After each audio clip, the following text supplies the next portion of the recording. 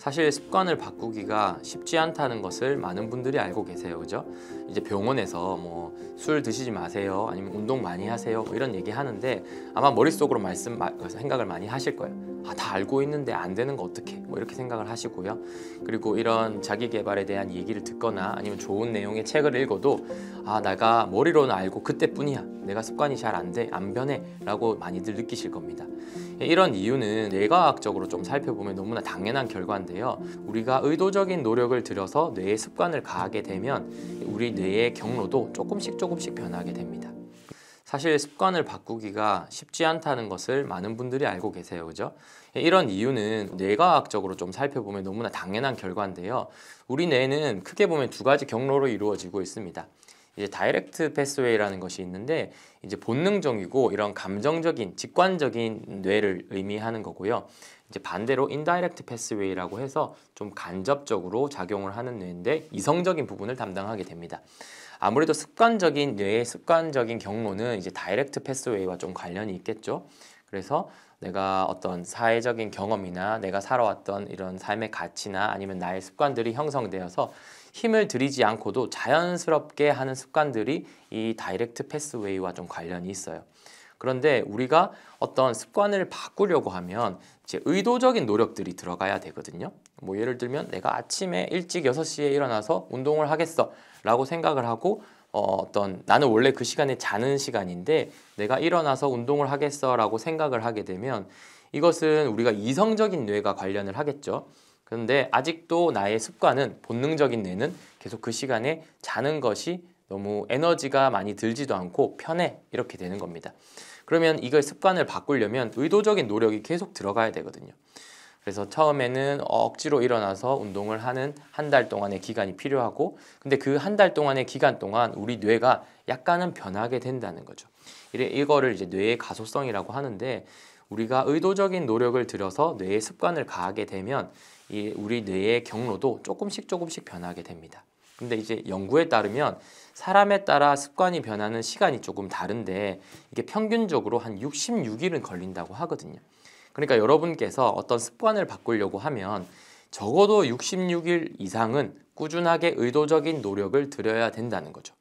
그런데 그럼 66일 동안 그렇게 힘들게 살아야 되는 거야? 이렇게 말씀을 하실 수 있지만 중요한 건 뭐냐면 첫 일주일보다는 그 다음 일주일이 훨씬 더 쉽고요. 첫 2주보다는 그 다음 2주가 훨씬 더 쉽다는 거예요. 그러니까 내가 어떤 장애물을 넘어서 한 66일 대충 한 2달 정도, 2달 이상 정도의 기간을 끌고 나갈 수 있다면 이제는 내가 의도하지 않아도 또는 힘을 많이 들이지 않아도 원래의 습관으로 다시 돌아가기 어려울 수도 있다는 의미거든요. 그래서 건강하지 않은 습관을 건강한 습관으로 만드는 데까지만 조금 노력을 하시고 그 다음에 유지하는 데에는 처음 노력보다는 훨씬 더 적은 에너지가 들 테니까 처음만 조금 고생을 하셔서 습관을 바꾸는 데에 집중해 보도록 하실 것을 추천드립니다. 그래서 제가 말씀드린 이 습관을 바꾼다에 포함되는 영역 중에 하나가 이제 생각의 습관을 바꾸는 것도 있거든요. 근데 우리 생각의 습관이라는 것은 역시 대부분의 외부적인 자극이 왔을 때 내가 어떻게 반응을 하냐, 내가 어떻게 판단을 하고 인식하고 이걸로 인해서 어떤 감정을 일으키고 내가 어떤 패턴으로 생활을 하냐 이것이 결정되는 거예요. 근데 만약에 우리가 아무리 이성적인 사람도 어떤 특정 상황에서 내가 화나는 순간이 있을 거고 내가 불안한 순간이 있을 거고 내가 그 상황을 어떻게 인식하느냐에 따라서 이런 부정적인 감정들이 자주 발생하기도 하고 스트레스에 취약하다고도 표현하기도 하거든요. 그런데 아까 말씀드린 것처럼 의도적인 노력을 계속 가해서 왜곡된 생각들을 계속 균형 있는 사고, 그러니까 합리적 사고로 바꾸려고 노력을 하다 보면 어떤 특정 상황들이 다시 또 왔을 때 내가 힘을 들이지 않고도 부정적인 감정들을 발생시키는 것보다 어떤 그 합리적인 생각으로 긍정적인 감정들, 그러니까 스트레스를 조금 덜 받게 되는 거고 쉽게 말해서 흔히들 멘탈이 강하다라는 얘기들을 하는 게 외부적인 스트레스 요인들을 내가 어떻게 받아들이냐의 관건인데 이 받아들이는 것이 합리적으로 받아들이게 되고 스트레스를 안 받는 것이 아니라 적당히 받게 돼서 멘탈이 강해지는 거고 그러다 보면은 여러분들이 원하는 고성과나 어떤 행복과도 직접적인 관련이 있다고 생각하시면 되겠습니다. 이 성장을 방해하는 왜곡된 생각이라고 하는데요. 이 생각의 습관은 여러 가지가 있습니다. 그 중에 이런 것들이 있어요. 뭐 제왕화의 사고라는 건데요. 제왕화의 사고는 무조건적으로 이 현실적인 고려 없이 부정적이고 최악의 상황들을 고려하는 것을 의미합니다. 뭐 그냥 발표를 앞두고 있을 때 그냥 잘 안 될 것 같아. 또는 어떤 일이 발생했을 때 어떤 프로젝트를 시작함에 있어서 또 이번 프로젝트는 또 잘 안 될 것 같은데, 또는 이번 평가도 난 별로일 것 같은데, 뭐 이런 식으로 합리적인 고려 없이 긍정적인 것을 제외하고 부정적인 쪽으로만 생각하는 것을 의미하고요. 이게 꼬리에 꼬리를 물어서 계속 점프해서 최악의 상황까지 걱정을 하고 생각하는 경우들이 있어요. 이제 이런 습관을 가지신 분들 중에 이 어떤 이 최양화의 사고, 파국적인 생각들을 조금 합리적으로 교정하는 과정들을 통하면 이분들의 피드백은 생각보다 나쁘지 않네, 내가 생각했던 것보다는 좋은 결과들이 있네, 이런 자신감을 얻을 수가 있고요. 무조건적으로 부정적인 생각들을 하다 보면은 불안이나 긴장이나 최악의 경우에는 우울감까지 발생하는 경우들도 있습니다. 그리고 또 흑백 논리의 오류가 있는데요. 흑백 논리의 오류란 무조건적으로 세상을 이분법적으로 바라보는 것을 의미합니다. 외부적인 상황에서 성공과 실패 또는 1등과 꼴등 뭐 이런 식으로 이분법적으로 생각하시는 거죠. 그래서 어떤 극단적인 완벽주의자들 경우에는 수업을 늦을 것 같으면 아예 지각보다는 결석을 하는 것이 낫다, 이렇게 받아들이는 분도 있고요. 완전히 제대로 잘할 것 같지 않으면 시작 안 하는 게 나아, 이렇게 생각하시는 분들도 많습니다. 그래서 이런 어떤 이 극단적으로 이분법적으로 생각을 하다 보면 본인이 바라는 성공이나 아니면 원하는 과정 결과에 도달하지 못하면은 너무 극도의 두려움을 가지게 되고 시작을 미루게 되는 경우들도 많은데, 이렇게 바라볼 것이 아니라 어떤 일직선상에 두고 우리가 이 원하는 결과까지 어떻게 진행되느냐, 또는 3분법적으로 또는 4분법적으로 2분법적인 것이 아니라 여러 가지 측면에서 이런 사고의 습관들을 바꿔보는 것들이 필요하고요. 그리고 세 번째는 이 과대평가의 오류, 과소평가의 오류도 있는데요. 아까 말씀드린 것처럼 본인의 단점에 대해서 되게 확대 해석하고, 그리고 잘한 것에 대해서 좀 축소하는 경향들이 자존감을 낮추게 되는 생각의 습관일 수도 있습니다. 본인이 했던 어떤 결과에 대해서 만족하거나 인정하지 않고 잘 못했던 부분에 대해서만 계속적으로 생각하는 이러한 생각의 습관이 자신감을 작게 만들고 또는 이 성과를 위해서 전진하는 것을 방해하게 만든다는 거죠. 네 번째로는 이 당위진술의 오류라는 것이 있는데요. 당위진술의 오류라는 것은 어떤 본인 스스로에 대한 기준에 대해서 압박감을 되게 느끼게 만들어야 되는 거예요. 그러니까 나는 이 정도까지는 해야 돼, 뭐뭐 해야 돼, 내가 뭔가를 하려면 이러이러한 해야 돼 라는 고정적인 기준을 놓고 본인 스스로를 압박하는 경우들이 있죠.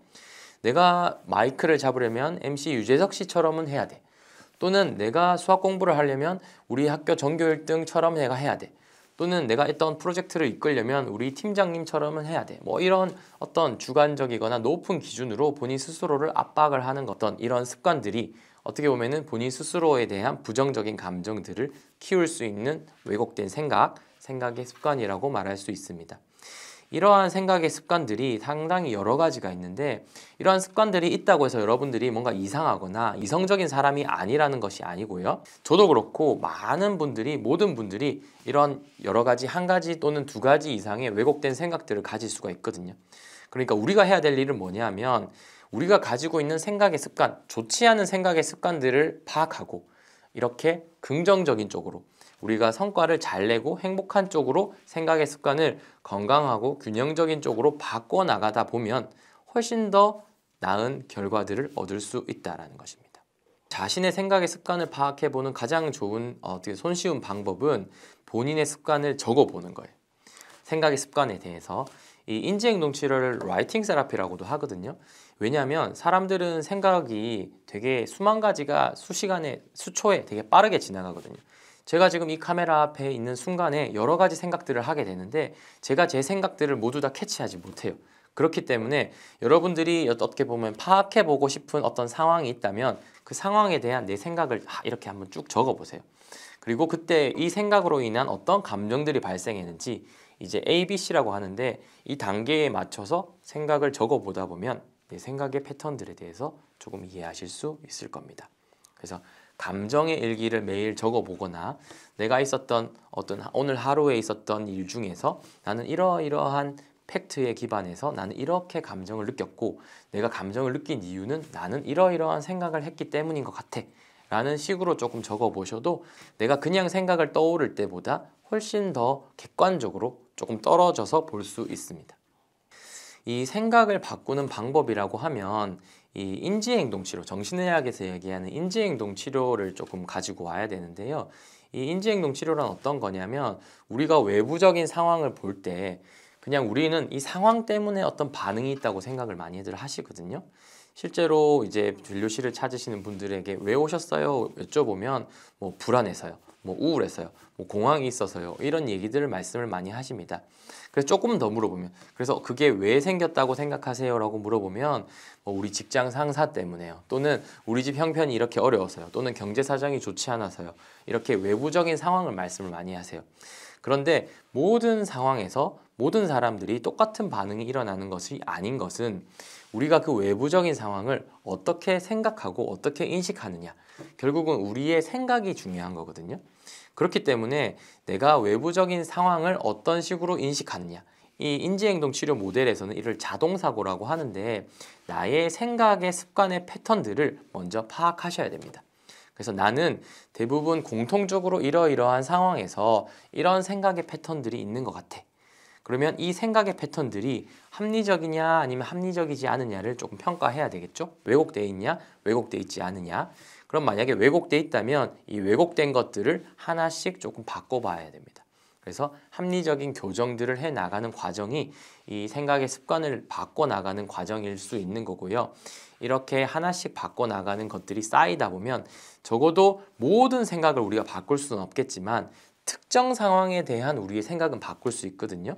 적어도 우리가 발표를 앞두고 가지고 있는 생각을 바꾸거나 또는 시험을 앞두고 또 긴장하는 습관을 바꾸거나 아니면 우리가 주변에서 친한 사람들과의 자주 갈등이 있거나 가족과의 갈등이 있을 때 내가 가지는 생각의 패턴들을 바꾸거나, 그래서 생각을 바꾸세요라고 얘기하면 되게 추상적으로 생각을 많이들 하시는데 이 인지행동 치료에서 얘기하는 생각의 습관을 바꾸는 것은 모든 습관을 리셋하는 것이 아니라 적어도 어떤 특정 상황에서의 생각의 패턴들을 파악하고 생각의 습관을 바꾸는 과정이라고 보시면 되겠습니다.